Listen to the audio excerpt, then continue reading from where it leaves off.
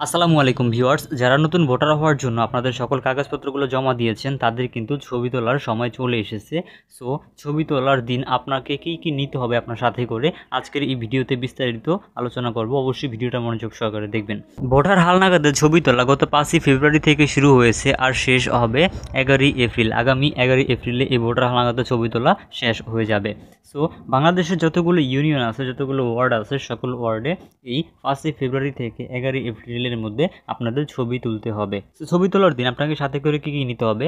So ছবি তোলার জন্য আপনারা যারা কাগজপত্র জমা দিয়েছেন তাদেরকে আপনি যখন ফর্ম পূরণ করেছিলেন এনআইডি কার্ডের নতুন আবেদনের জন্য, তখন সেই এনআইডি কার্ডের ফর্মের যেই আপনার স্লিপ নাম্বারটা আছে সেই নাম্বারটা তারা আপনাকে ছিঁড়ে দিয়েছে।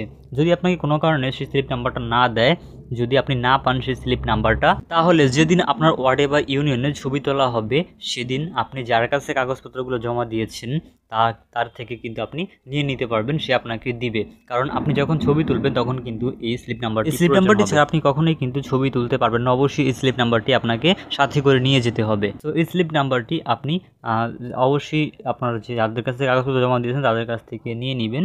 সো এখন প্রশ্ন হলো তাদেরকে আপনি কোথায় পাবেন? আপনি যেদিন আপনি এই যে ছবি যেদিন তোলা হবে সেদিনই কিন্তু দেখতে পাবেন, সে ছবি তোলার দিন আপনার যে দায়িত্ব ছিল সে সেখানে উপস্থিত থাকবে, তার কাছ থেকে নিয়ে নেবেন। এরপরে সাথে করে আপনার যে জন্ম নিবন্ধন আছে সেই জন্ম নিবন্ধনটা নিয়ে যাবেন। কারণ আপনার জন্ম নিবন্ধনের যে বয়সের যে তারিখ সেটা আপনি মিলিয়ে নেবেন। আপনি যখন কম্পিউটার অপারেটরকে আপনার এই যে ভোটার স্লিপটা দিবেন আপনার ছবি তোলার জন্য, তখন কিন্তু সে আপনাকে একটা ডিটেলস প্রুফ কপি দিবে। যে প্রুফ কপিতে আপনার সকল ডিটেলসগুলো থাকবে। সেখানে যদি কোনো ভুল হয়ে থাকে সেই ক্ষেত্রে আপনি সাথে সাথেই কিন্তু তাকে বললে সে সমাধান করে দিবে। তাহলে আপনার আইডি কার্ডটিতে কোনো রকম ভুল থাকবে না। যারা একটু শিক্ষিত রয়েছেন, যারা একটু পড়ালেখা জানেন, তারা অবশ্যই এই জিনিসটা চেক করবেন যে আপনার কোনো জায়গায় ভুল আছে কি না। আপনার যে কম্পিউটার অপারেটর আপনার কাজগুলো করবে বা ছবিটা তুলবে তাকে আপনি বলবেন যে যদি ভুল থাকে কোনোখানে, সে আপনাকে যে কপিটা দিবে সেখানে অবশ্যই বারবার চেক করবেন।